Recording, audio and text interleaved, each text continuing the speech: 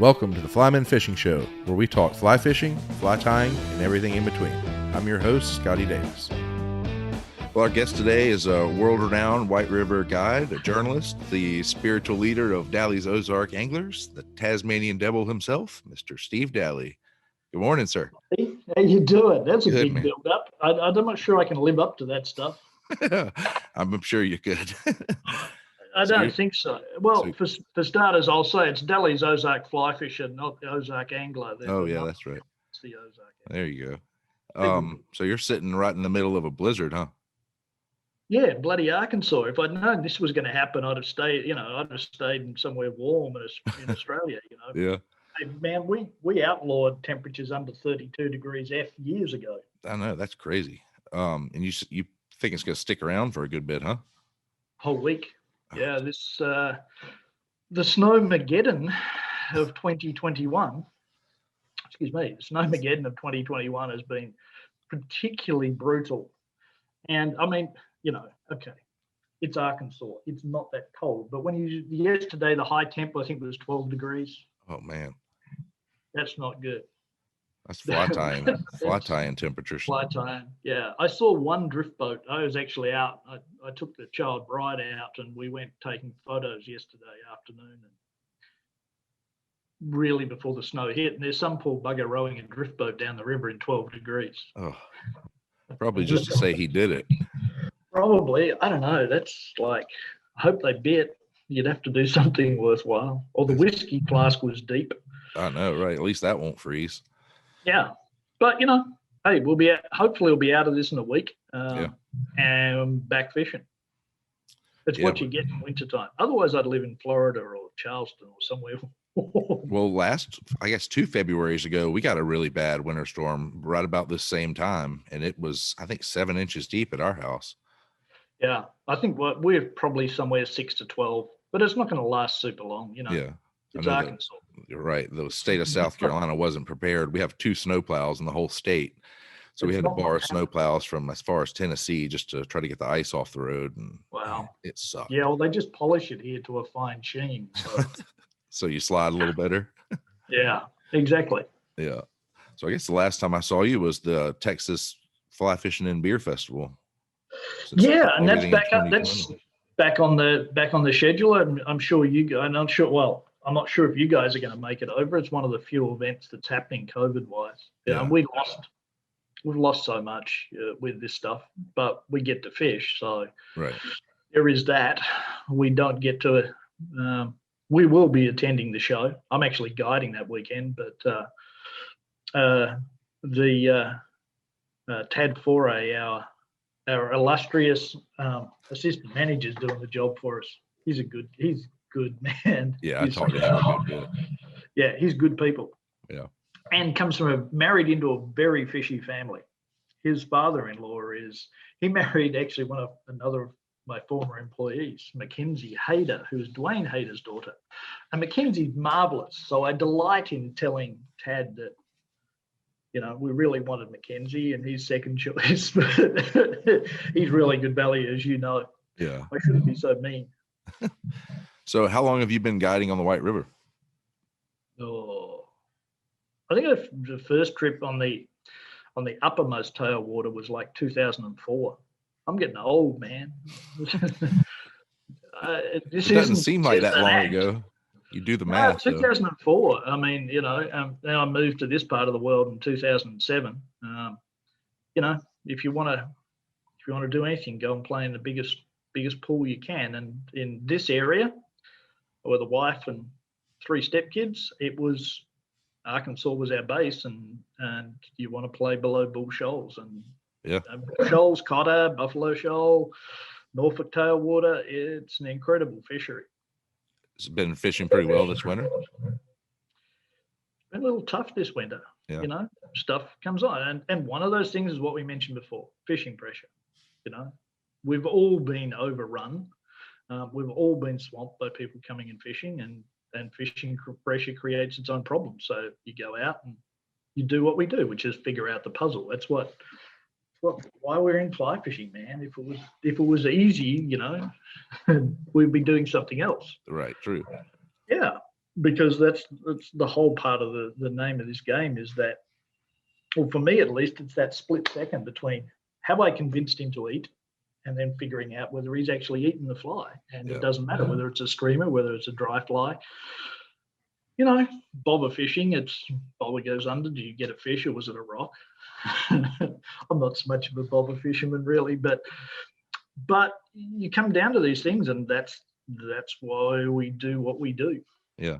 You talk about the pressure. That's kind of the catch-22, you know, with the guiding in the shop. You try to promote and show people how awesome this fishery is, and then they start believing you, and then they show up on your door, which is good. And like you said, it can be bad, a little hard on the fishery, not really necessarily bad for it, but just hard on it.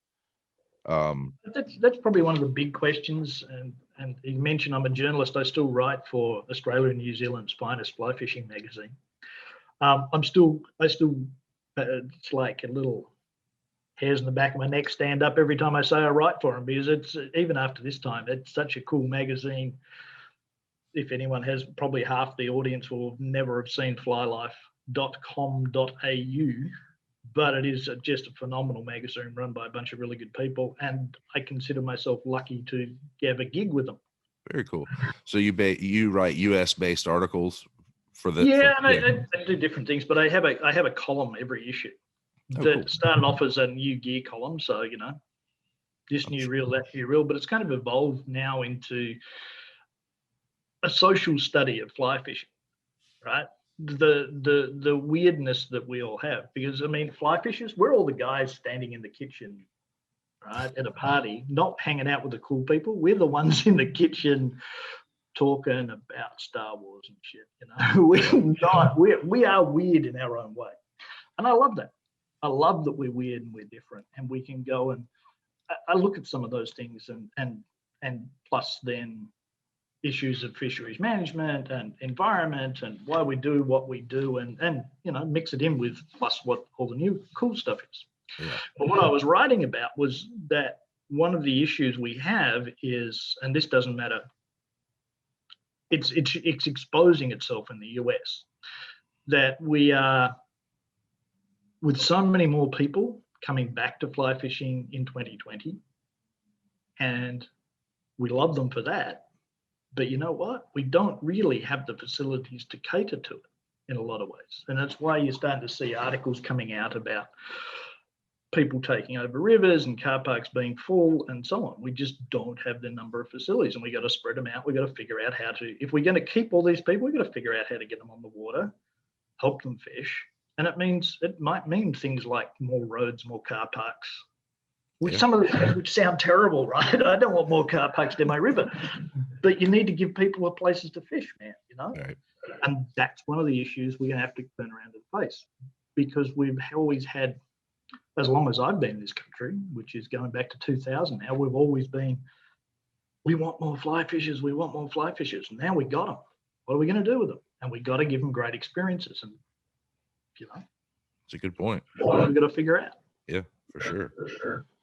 And one of the things is, you know, fish numbers, fish management. This is putting all the pressure not just on people building car parks and facilities, and for you making enough skull heads or shanks. All these things are changing right now, and we've got to figure out how to manage our fisheries, how to manage getting people on the water, and all those bits and pieces through that business, because the world's changed in 2020, man. Certainly. Accessibility is so much different. I had a friend that has always guided for out west for an outfit, but he ended up living in the woods in Wyoming or Idaho or somewhere within Yellowstone, actually.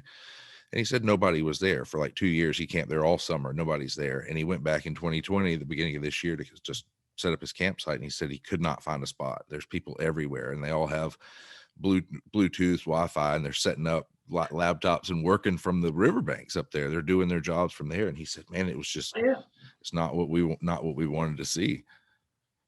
But you know what? Do you know how many Zoom meetings were taken out of the back of my boat this year? Find a spot with Wi-Fi in the river, and these guys doing, I gotta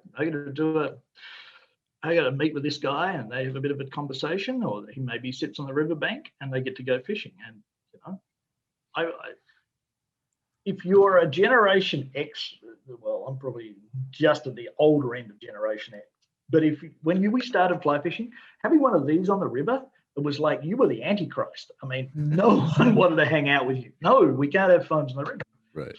You come and fish on our river, and guides are using it all the time because they need to know what water flow changes, the up and down, and so on, and it's safety and good fishing and whatever. But now, hell, yeah, let's go and do a Zoom meeting out of the front so we can spend half an hour a day doing a little bit of work, and then let's go fish.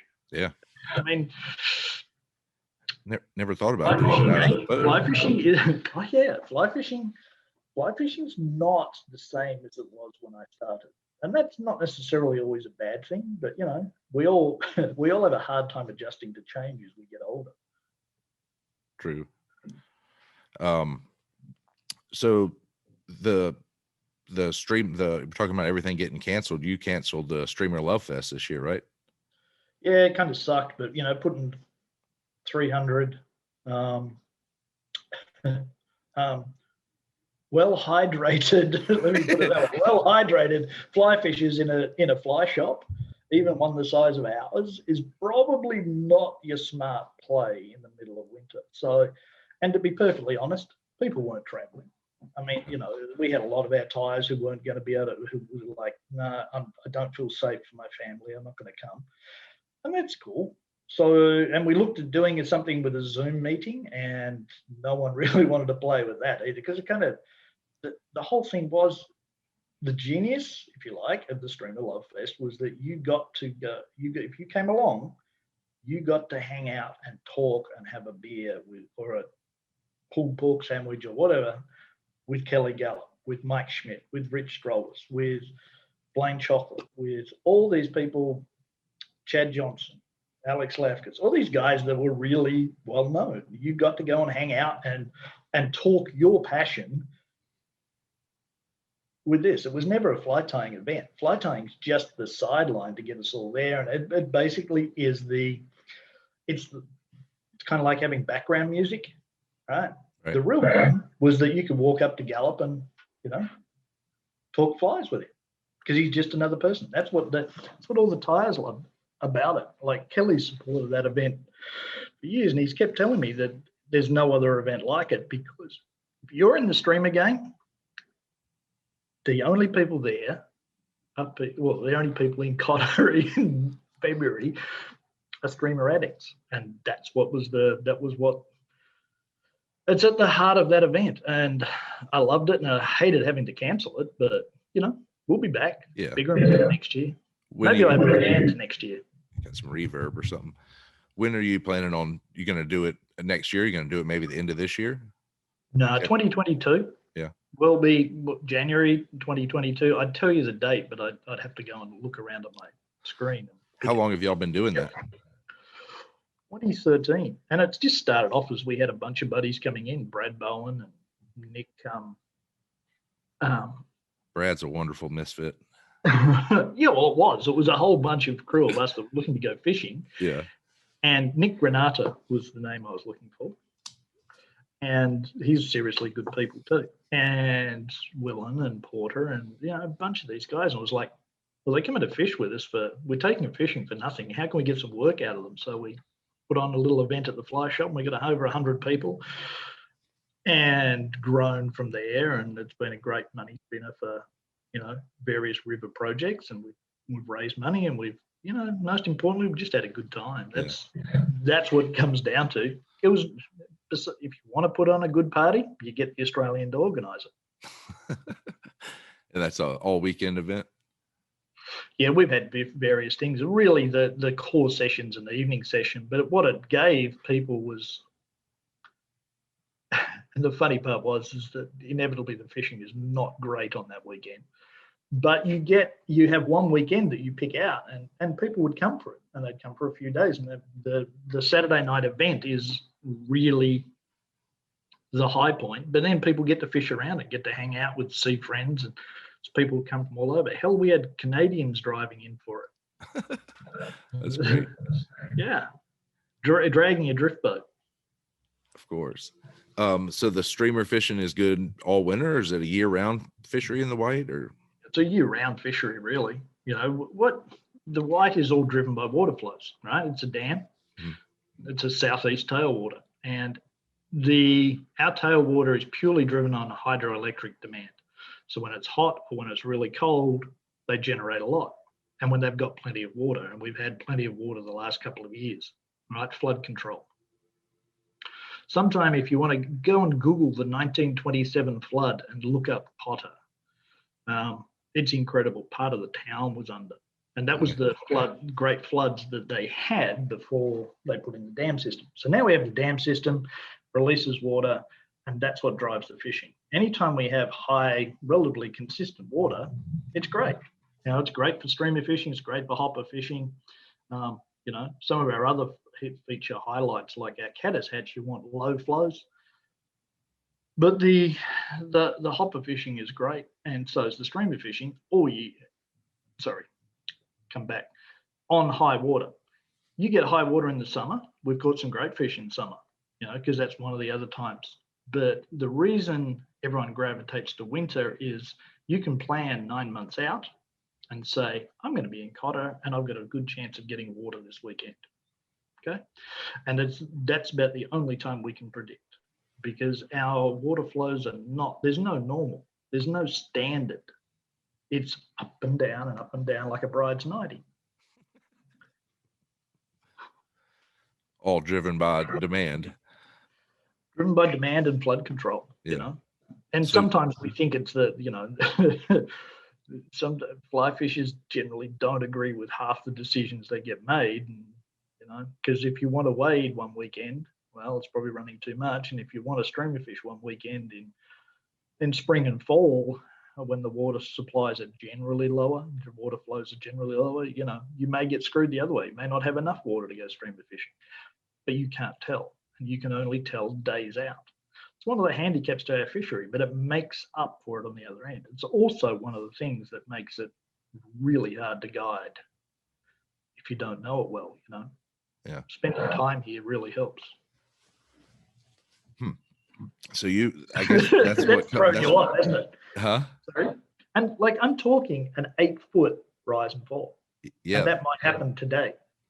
That's what comes into my mind when I think of the White River, is the flooded, you know, the water into the trees, flooded onto the sides of the banks, and people banging these big streamers. So, and it's, you know, the big streamer game is one part of the picture here, and it was particularly, I mean, you either love it or you hate it, and I'm not going to tell anyone that they should love it.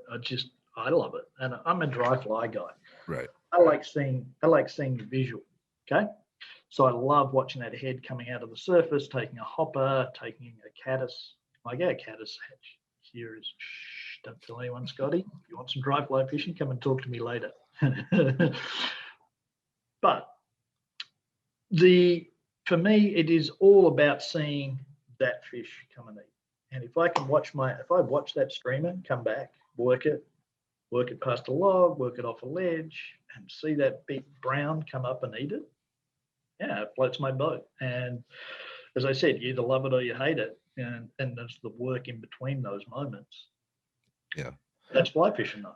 Yeah, and that's the beauty of a good guide, is that he's going to, transfer his passion of something over to you. I hope so. Yeah, you don't win them all. Well, you don't really want your midge fishermen. Sure, there's people who look at me and go, "You're nuts. Why are you doing this?" We can go and catch, and low flow here, you can go and catch a bunch of rainbows. And that's the other side of the White River. Everyone talks big, sexy fish. I get such a kick out of getting someone for their first day and taking them out on the river and catching their first trout. I mean, that's what this sport needs. And this is my current kick. I'm going to give you my little sideline. We need mentors. We don't need highly branded marketing programs to appeal to people. We need people like you taking people fishing. And whether you're doing it professionally or not, it's the only way a fisherman makes it, right? If you started fly fishing and you didn't have someone to help you, I'm sure you had someone to help you. Sure. Get over those moments where you're in a tree, you you haven't caught any fish and you think you can't do this stuff anymore. Yeah.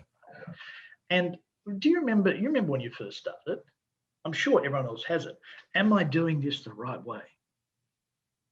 How does that get answered? Right? It gets answered because you have a buddy, an uncle, a father, mother, someone to take you fishing. We need more mentors in this sport. And if that's my current rant is going, hey, take someone fishing. Don't just go yourself. Take someone in and enjoy it. Because I've got a project I've been working on with a friend of mine, and she came to me one day and she said, I don't think I can fly fish anymore. And I was like, that's the saddest thing I've ever heard.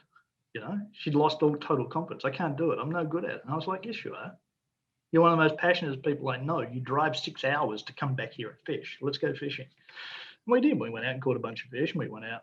We're trying to get that brown trout, but, getting her schedule and mine lined up has been a problem. She works a couple of states away, but it's going to happen. And it's just one of those things. Unless someone takes an interest, people can fall out of the way. And that, to me, is always a sad thing. Not because of fly shops and guiding and whatever. It's just what I love to do. I'd like you to do it as well. Now, I'm not, totally evangelical about it like we all were when we first started. Oh, yeah, you got to fly fish, because you got to realize some people won't do it. But those that want it and work hard at it, they need a mentor to go on and get to the end. It was wherever that may be. Yeah. I know there's some national programs like fly casting in schools and things like that. Yeah, the Mayfly project is awesome. Check that one. That is a good one. And that would be easy for any of us to kind of do on a local level. Just approach your school and be like, hey, I could teach after school fly tying, fly casting. A lot of schools have little ponds behind them. They can go brim fishing and just start an addict right there. Thing is, though, you got to stick to it. You got to be consistent. Totally. Yeah. That's true. All right, we've solved the world's problems. Ask me something else. There's one. So the variety of fish down there. I know you have a spring run of some white bass and some striper in the white as well. Oh yeah, you can. People ask me why you went to Arkansas, and my stock standard answer is women and water. But truly the fishing here, like I come from Australia, even where I come from in Australia is wet. But you guys in this country, you got so much water. You really do. I mean, people always say that, water shortages, California. But compared to Australia, you've got so many opportunities. That's why it's so much fun doing here. And white bass, stripers, hybrids. There's a really good film out by Bluffline Media. People can find it through the Ozark Fly Fisher Journal blog that I write for the shop, on big stripers in our lakes. That's barely untouched. You guys, Henry Cowan just came out with that new book. Grab a copy of that. Go start searching out this water. You ever caught a drum? You ever fished a drum? Red drum? No, freshwater drum. Not targeted them. I caught a few, but never targeted. That's one of my little things. I want to go and catch freshwater drum this year. I mean, they doesn't a redfish. I love redfish. Totally. I've always been a huge fan of panfish. Like a lot of my buddies around here are like smallmouth obsessed, and I really like smallmouth. But give me a one weight and a whole bunch of panfish, and I'll go silly, because we didn't have that in Australia. And these things to me are so spectacular. Gar, I love it. Oh yeah, I want to. In fact, I touched a big one down in the marsh this year. Lipped out. Yeah, I lipped it out. Yeah. I was not certain I wanted to fight it on an 8-weight, because it was probably 100 plus.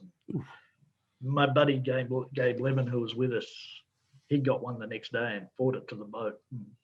We let it go. I've got a whole bunch of photos of that. It was such a circus. Tip came off the rod. That's the alligator gar, right? Yeah, big alligator gar, over 100 pounds. He was ahead of 9-weight, I think. That's crazy. We have a lot of the long nose gar here, which 10, 15 pounds, but they'll fight like a tarpon. They'll jump and tail walk and go nuts. Yeah, there's so many opportunities. And one of the things I should say is my next event, and Scotty, I'm going to put the word on you here. You need to bring a celebrity. You need to put together a celebrity team. What we're trying to do is get some of our sponsors to come in and fish this event.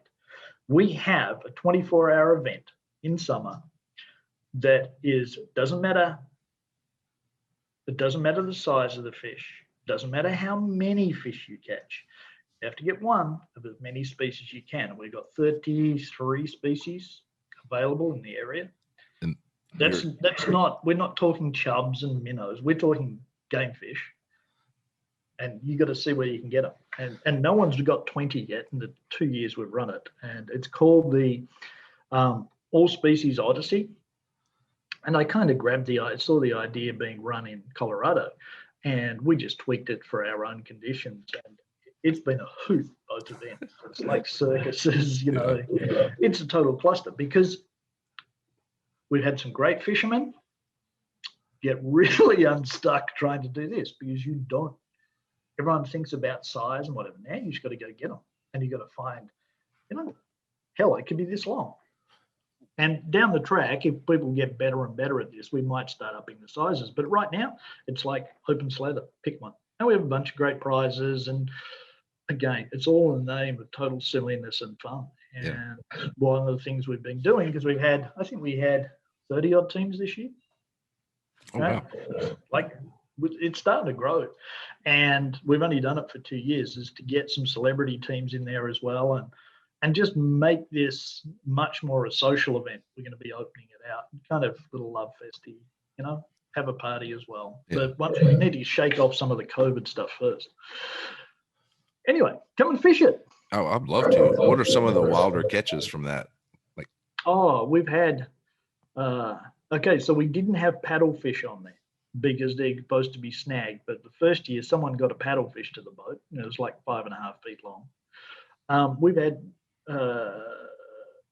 shoot, man, the list of species. All right, so you got all the panfish. We got 5 species of panfish. Definitely got those. European carp, grass carp, smallmouth, largemouth, Kentucky bass, your spots, warmouth. Oh, man, I'm trying to run through this right now. Now we've got white bass, hybrids, stripers. Definitely had some cats caught. In fact, one of our winner last year drove overnight because we don't fish after dark, and they drove overnight 3 hours south and went down and fished in the Arkansas River, and they arrived below this dam, and there's little threadfin shad 2 inches long floating around and catfish coming up on the surface and eating them. Oh, cool. It's like, man, wouldn't you? But you only need to catch one, then you got to go. I mean, wouldn't you want to stay there all day for that silliness? You probably would. Yeah. So you have 24 hours to catch as many species as you can. Yeah, and it's really about 15 fishing hours, but it goes from lunchtime on Saturday to lunchtime on Sunday, and then we have a sleep period in the middle, but you don't have to sleep. You can travel. You know, you just got to be we've got to be back at the shop by the closing time Sunday. So you get to choose. You can be driving in your fishing hours, or you can be fishing. That's great. And that was the funniest thing. The winner last year was Dwayne Hayder, who's an artist and guide, and really well known around here, and fishes all sorts of incredibly weird places and things. He's the first one that taught me about how to fish for carp on a grasshopper. So Dwayne gets all those species last year, a whole bunch of different weird things, couldn't catch a brown trout. Right? And it's like all these, and that's not saying he's failing. That's how hard this game is, because you've got to get it now, and now you've got time. It's fun. People want to come along. It's June the 19th. June the 19th. May or June? May 19th? June. I'm going to see if I can get a hall pass for that one. Yeah. Be a fun time. Heck yeah. So you travel a little bit. You were telling me the other day, Florida tarpon's your jam, right? If you had a weekend off, that's where you'd be. I really like I spent years with tarpon, and I was cursed. You ever had a curse on fish? Oh yeah, I'm still permit cursed. Okay, so I went to Florida 2 years ago and had 5 days in big fish place and didn't get the fish a day. Right, so that year was blown, and I've spent a number of years trying to touch a tarpon, and last year I finally got one to eat. Did everything right, because you get into your own head, and we all do this with fishing with certain species. It was like, man, how do I script this fly to make this fish eat? And putting it in the right place, being able to see the fish, the whole setup, shitty weather, rain, cats and dogs sleeping together. I had everything going wrong. And finally got to jump one last year, and it was probably, I don't know, 120, 150, big fish. And that thing jumping 10 feet from the boat, I was lost. I was like, I just dropped the rod and just let it go. Right. It's just getting to that moment and seeing that fish jump. It was like so exciting that I was practically ruined at that point. So this year, go back. I'm going to get one. Heck yeah. Yeah. It's There's some incredible fish. There's some incredibly big fish down there. I have one flare on the fly, and this is part of the whole thing, strip, little movement. And I stopped. I waited for that. I thought, no, the fish is gone. And the fly is floating there, and I'm going, man, it's gone. It didn't come and eat, and it just flared on this fly. And that thing was like, it can through the head. Make a grown man fall apart. Oh yeah, just totally Quick. But I love redfish. Redfish I grew up in salt water, right? I grew up in this little seaside town, and that's all we did. All my huge, every big moment in a young man's life happened by the salt. Okay, within spitting distance. I grew up 5 minutes from Bass Strait, which is part of that water that separates mainland Australia with Tasmania, connects through Indian Ocean on one side, Pacific on the other, and I've grown up splashing around in all those waters. And that's awesome. Is it real clear water there? Can be. It's like anything else. It's like rivers, streams, but yeah, the environment is really clear. Right? It's like some of the visibility at times, but you get bad weather and you don't get it, and you get big waves, and because we're in the roaring 40s, so you can imagine, I grew up in kind of Portland latitude.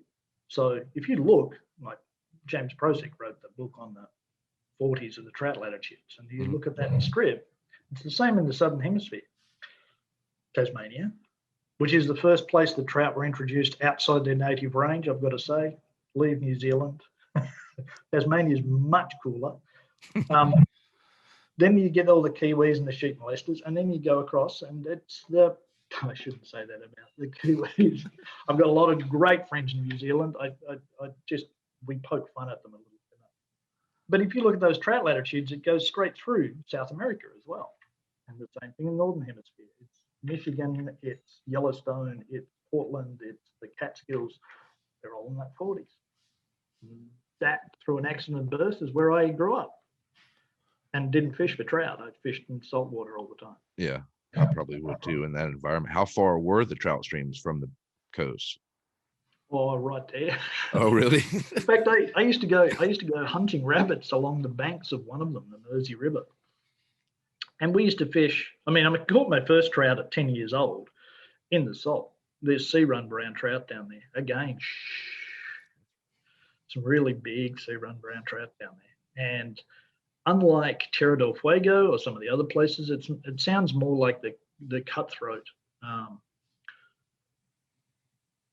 sea run cutthroat up in the Pacific Northwest, in that they come in, our brown trout come in after a small bait fish that comes in, a little clear minnow that comes in. And so you're fishing to bait showers, scurrying across the water. Yeah. Find those fish underneath them.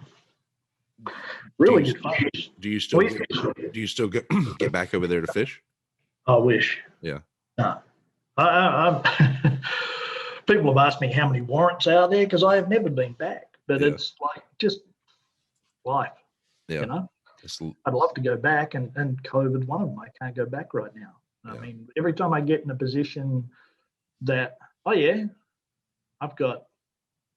I can make it, let's go do it. And then my parents and my family come and visit me too. So they're still there? They're back, yeah. Cool. They're still there. I'm 13,000 miles away.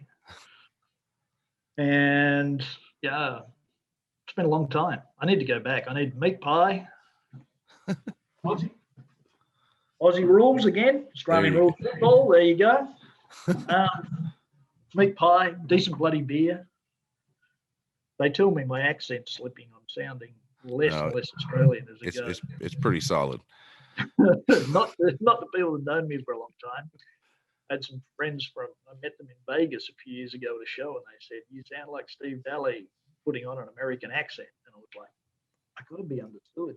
It's still incredibly hard ordering a burger here. Yeah, it happens. So you started your did you start your journalism career in Tasmania, or did you start that when you got here? No, I started. I've been writing for a living since I wanted to be a marine biologist when I was growing up, and I was fish, science, biology. That was what I was good at, and I got convinced in the 80s to go and take a course in economics, which I was incredibly bad at. And so I dropped out after a year, much to my family's utter horror. You don't find fly fishing guides who are successful in the rest of their life. They're always kind of misfits.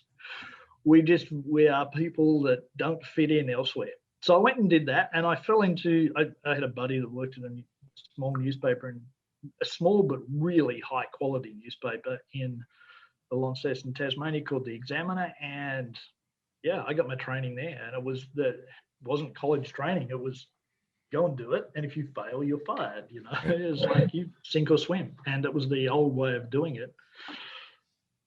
And somehow I stumbled through and enjoyed the game for 15 years. Ended up running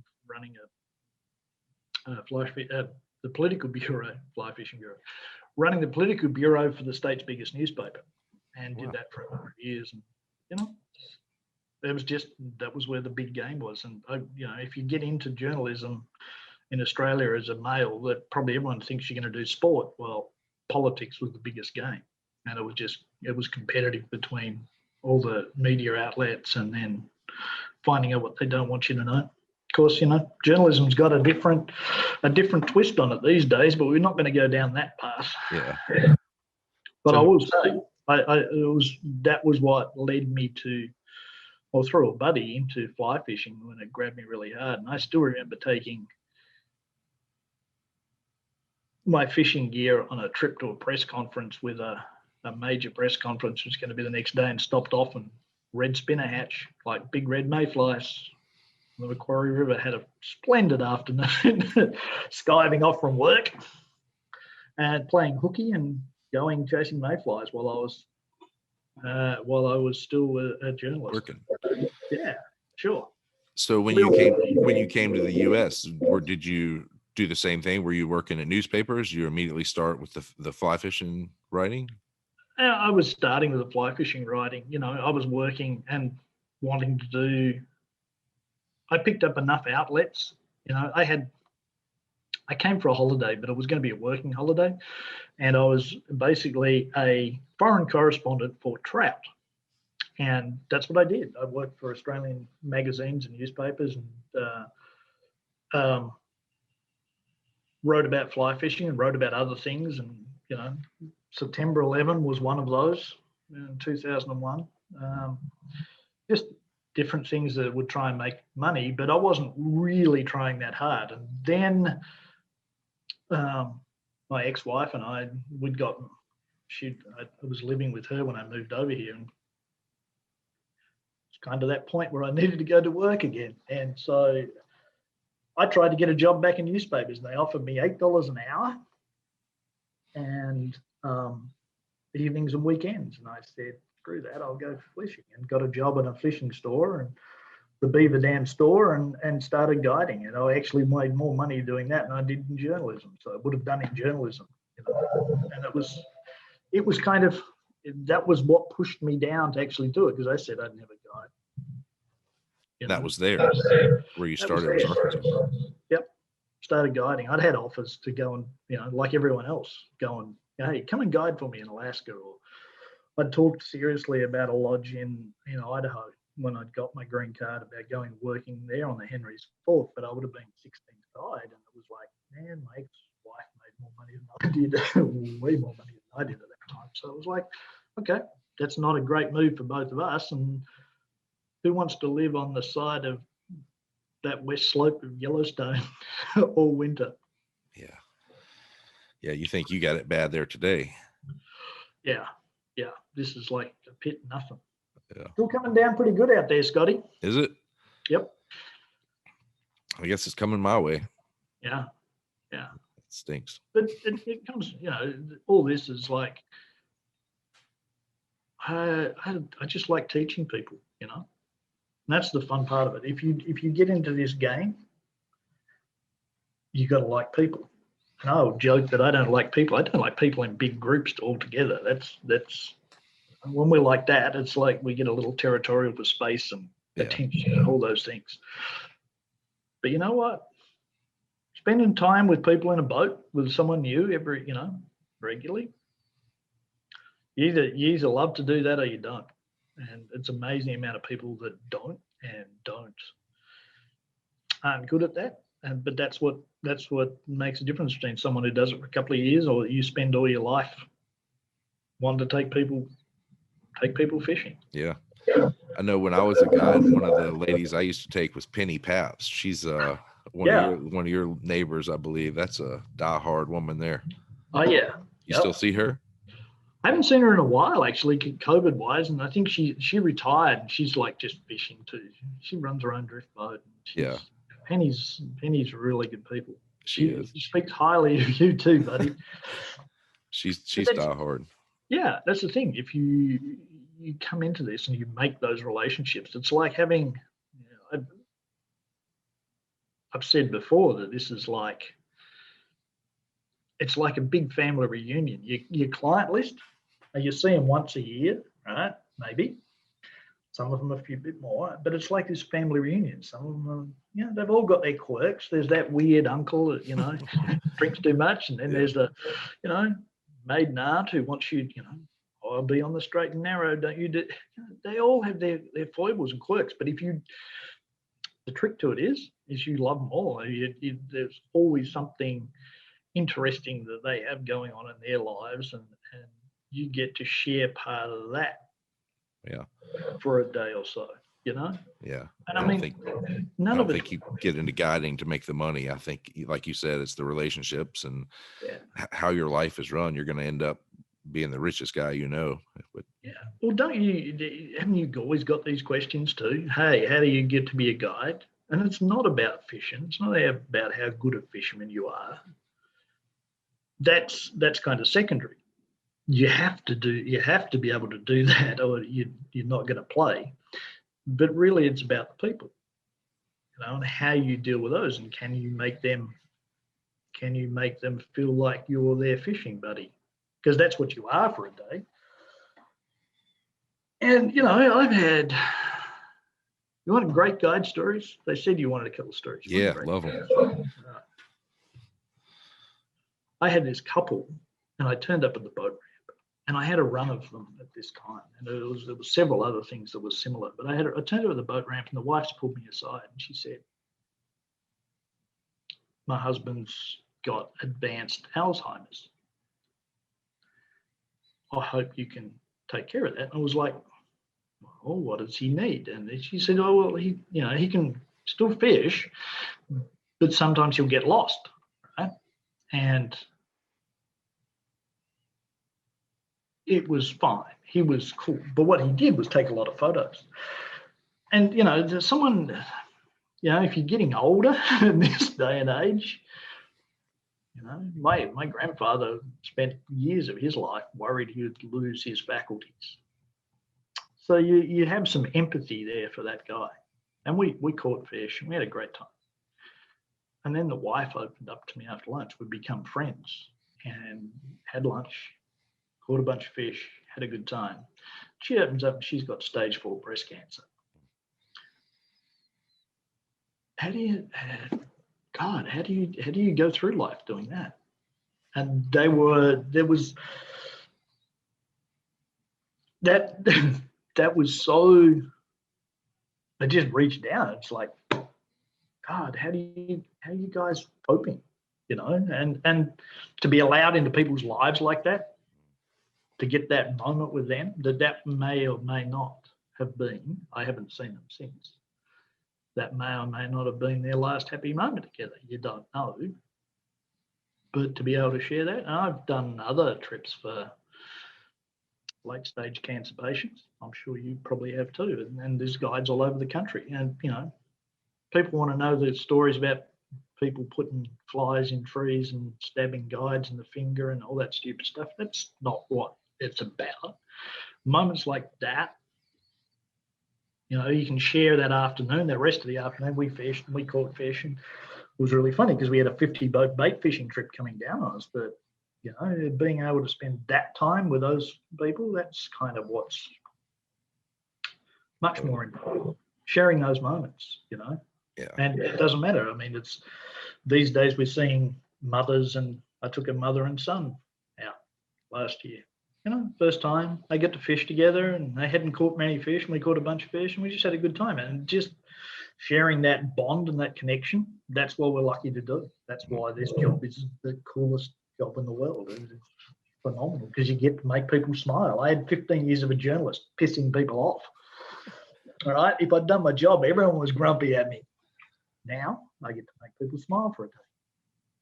Yeah. I don't remember who said it, but someone said that some people fish their whole lives without knowing that it's not really fish that they're after.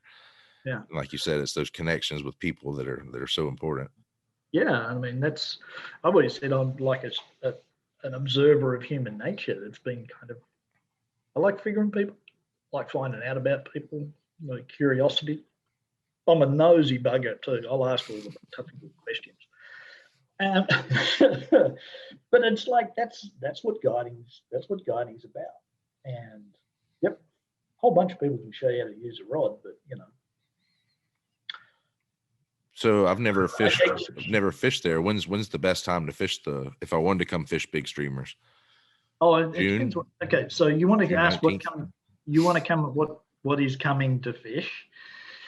What's the best time? It depends what you want to do, and you define it as big streamers. Come in winter or come in summer. Yeah. Winter's going to be crowdy and it's going to be cold, and you know. There's going to be summer. Come of a summer evening, you can get to do that stuff. It's way more fun when you're doing it in shorts and flip flops. Yeah. Not so the Gore-Tex and the winter gear, but no one does it because it's not prime, and you might miss out because the water might not be right.